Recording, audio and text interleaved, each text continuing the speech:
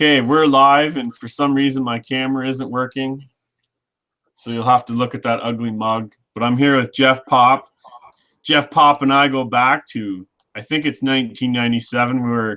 We both studied at Tyndale College, now Tyndale University. Actually, when I started, it was OBC, but I think you came at Tyndale. I can't remember. I came in the first year. First year it was Tyndale. Okay. Yeah. And I graduated, I think, first year Tyndale, but I think so.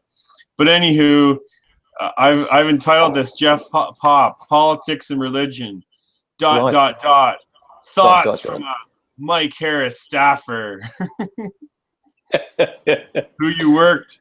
I actually remember visiting you, Jeff, when I was at University of Toronto. I think I visited you a couple times at Queen's Park. Yeah, we went over to we went to the Queen's Park cafeteria. We would have had lunch there, and I think we went to the bookstore at U of T. Oh yeah, well, the used bookstore just in the corner. Okay, well, basically, I've been doing these chats with Dave Johnson. He's not available to make it, and I think we're back at it next week with him. But what we were wanting to do is interview people from Tyndale, talk about how they came to faith, where they're at in their faith, what did they learn from Tyndale, what did they take from Tyndale. So I'm just going to hand it over to you. Share us your testimony with the Lord and what brought you to Tyndale and where you've gone from there from Tyndale. Right. I'll start with faith and go into education. Hey. Yeah, sure. Didn't grow up in what you'd call a traditional church house. We went to church a bit growing up, but nothing. Didn't go every weekend or anything like that. The earliest church memories I have, the earliest faith that you would call stuff, would be Sunday school and that sort of stuff. But the first real movement of God in my life would have been we were as a family we went down to Florida every year from Toronto. We used to jump in the caravan with the wood paneling side and 3 kids in the back and mom and dad in the front and drive 24 hours down to Clearwater, Florida, for holidays. And on one of these trips, I was walking down the beach and I found a shell, and it was obviously an outreach from one of the local churches there. But on the shell was written Romans 10:9, that if you confess with your mouth that Jesus is Lord and believe in your heart that God raised him from the dead, you'll be saved. And I remember as a kid that had a profound impact on me, and I still got that shell. Sitting on my shelf in the bedroom that I've kept for 30 odd years, because I remember as a kid not knowing what I needed to be saved from or understanding all the nuances of what that verse meant, but knowing that I wanted to be saved. And I remember praying that lots as a kid, not understanding anything about it. And that was probably my faith walk until I got a bit older, and a good friend of mine started bringing me out to Unionville Alliance Church over at Markham there. And there were girls there, so that was enough for a 16-year-old boy to go, enough of a pull to pull me out there. And I was probably 15, 16, and just started going along and listening to these Tuesday night and Wednesday night sessions with Tim Moore, and I can remember just changes in my life and feeling convictions and feeling not having things preached to me, but through my own understandings and having changes in my life and in my behavior with me. I was about 16, because I remember I was driving at the time, and the message that day, and I was always a worrier, and I tend to still, that tends to be where I go back to when I'm not doing well, is I'll worry. And the message that day was on the verse, I can't remember whether it was Matthew. I think it was Matthew 8 or Matthew 12. Therefore I tell you, do not worry about what you will eat, what you will wear. And the translation he used talked about the birds of the sky, and Solomon in all of his splendor was not clothed as the flowers were here one day and thrown into the fire the next. And won't God love you so much more than these things? And so the message really that day really struck a chord with me, because it was something that was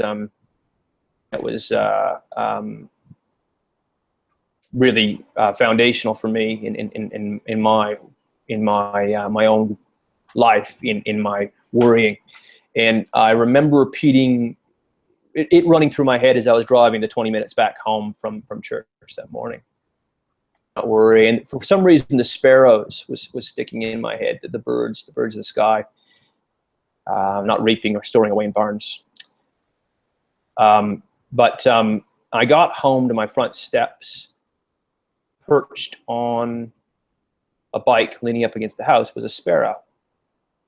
And I walked up to it, and it didn't fly away. And so I was walking, and I'm 2 feet away from it. It doesn't fly away. And I don't know what caused me to do this, but I put my hand out. And this wild sparrow in Toronto jumped off the bike and perched on my finger and just looked at me and let me pat it. And then it flew away. He dropped with me then. This is not something you're doing on Sundays. This is real. This is not. It was that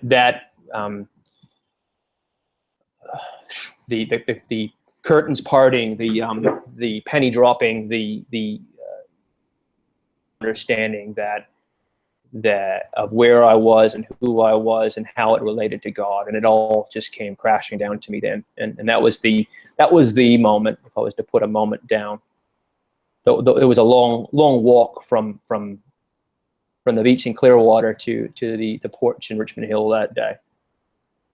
So I got more involved in church and got involved in ministry and started working and volunteering as a youth because if you're going to be a Christian as a young man, you're going to be you need to give of yourself. And so I got involved in ministry that way. I went on a church and missions trip to Russia and helped build churches and helped hand out and helped the local people there. Really amazing. And I started working at a summer camp as well, Skoka Woods, which is a Christian camp up at Lake Rosso, and working with kids there, and working as a counselor. And decided I was going to go to Tyndale to help and also to explore the notion of going into full-time ministry. So I entered into the Bachelor of Religious Studies program right out of year 12. Became an intern at the same church, at Unionville Alliance Church under Tim Moore. And so that takes me to Tyndale.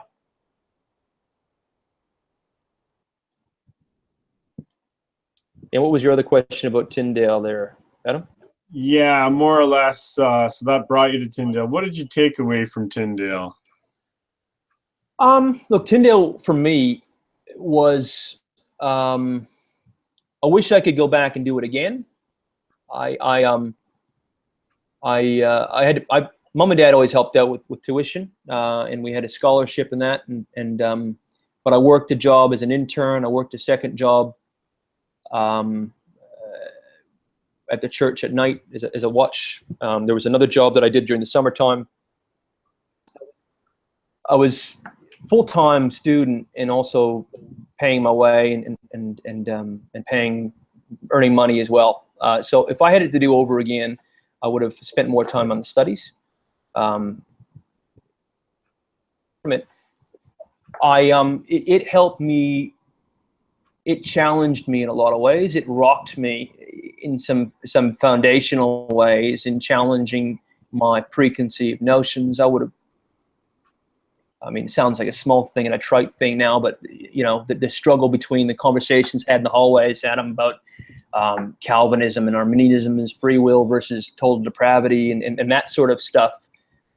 I had hard and fast rules and views that were just rocked to the core by what I read in Scripture and what I found in Scripture, and probably encountered some pretty mental crisis in faith as well through that, which were good in that they helped me to grow, but they were very uncomfortable at the time. It was a great introduction to some of the different beliefs and different, because obviously Tyndale's multi-denominational school. So it was interesting hearing some of the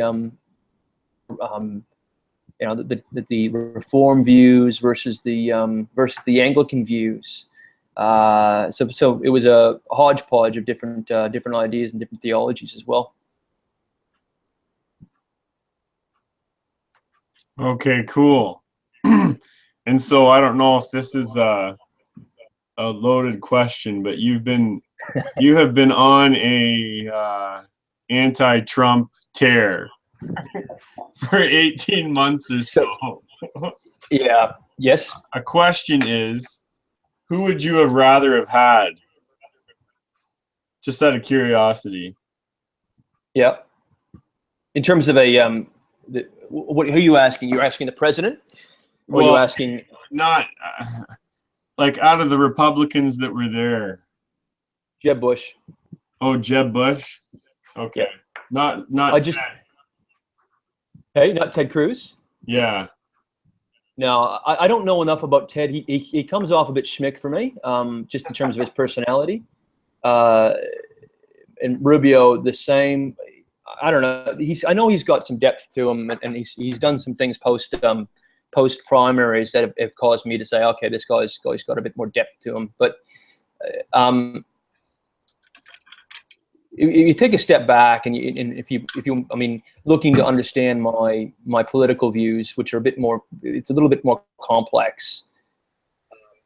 But faith in politics, I mean, it's important to understand the nuances and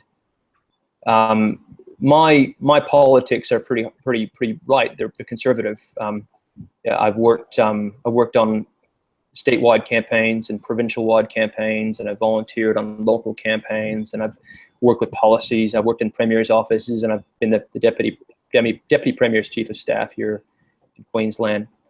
I've done lots of jobs in politics, conservative side.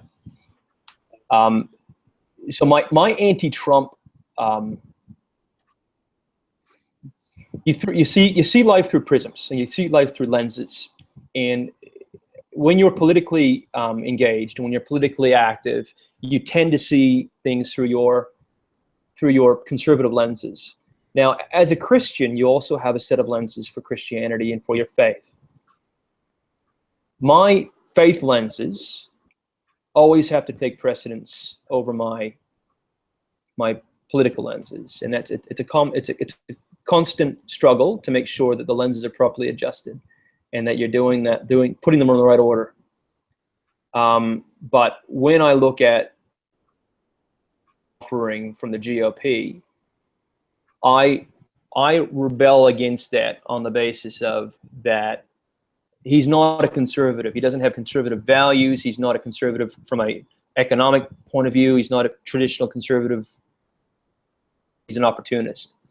And he saw the opportunity, and that's why he's here. I mean, he's been an independent. He's been a Democrat. He was a registered Democrat for longer than he's been a registered Republican. And if you look at his views and his anti-free trade and all of his views, they're very, very anti-conservative. So my frothing anti-Trump comes from that, but it also comes from the perspective I feel responsible, because it's my side of politics who's put him up from a conservative perspective, but also from a Christian perspective. When you have 3 out of 5 evangelicals in the U.S. having supported this guy, and from a Christian perspective, I mean, when I look at him through those lenses, the election, as a Christian, I think what you have to do is you're going to have different flags go up.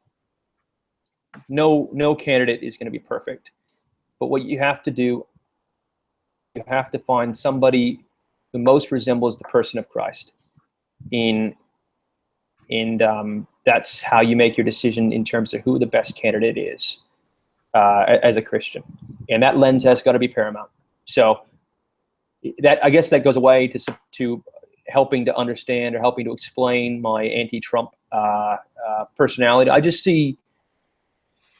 I see the way that he appeals and the way that he uses fear very effectively as things that are just not only incongruent to the gospel and to my faith, but in opposite.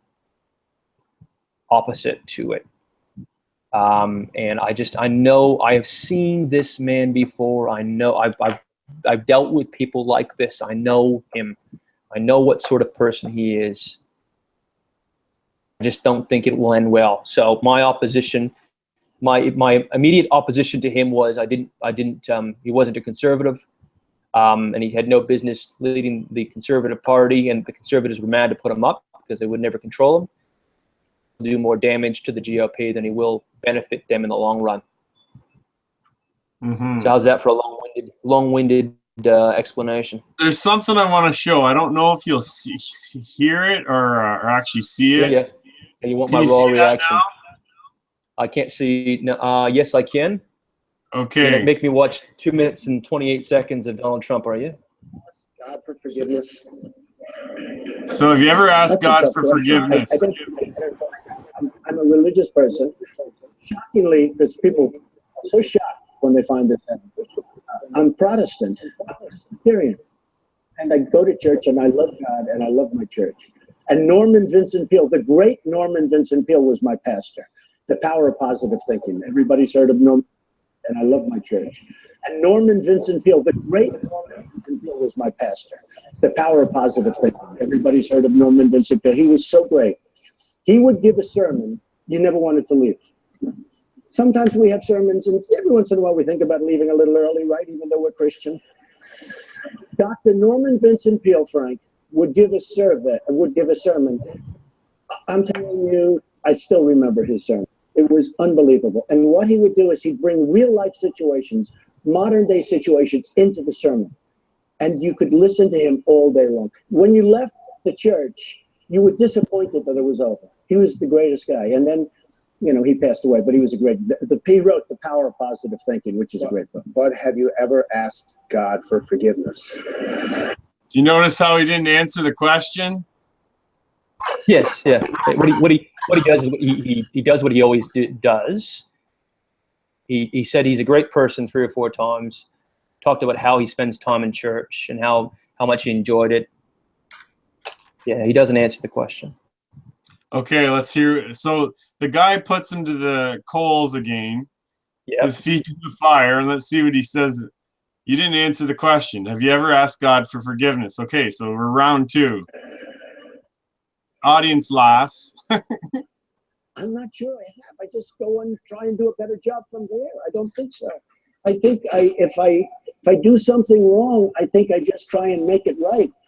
I don't bring God into that picture. I don't. Now, when I take, when we go and church and when I drink my little wine, which is about the only wine I drink, and have my little cracker, I guess that's a form of asking for forgiveness. And I do that as often as possible because I feel cleansed. Okay. But, to me, that's important. I do that. But in terms of officially, I could say absolutely. And everybody, I don't think in terms of that. I think in terms of let's go on and let's make it. There we go. Right. So there's a guy. I think he's being honest there. But my takeout from that is that what you're looking for? My honest takeout from that. There's a guy that doesn't understand the gospel. Yep. Yeah, it's kind of shocking. He doesn't understand the gospel, but yet So he thinks you get you get atonement or you get absolution from your sins by taking communion, and that makes him feel better, and he doesn't think he needs to ask. So no, he doesn't understand the gospel, and that's why I keep telling people he doesn't even I guess he professes to go to church, but I don't know if he's ever professed to be an evangelical Christian.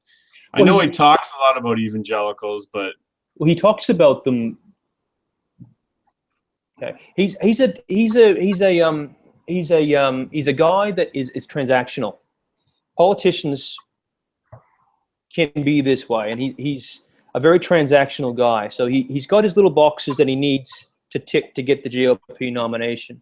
And one of those boxes that he needed to tick was the evangelical vote. Because how was Donald J. Trump, a 3 times married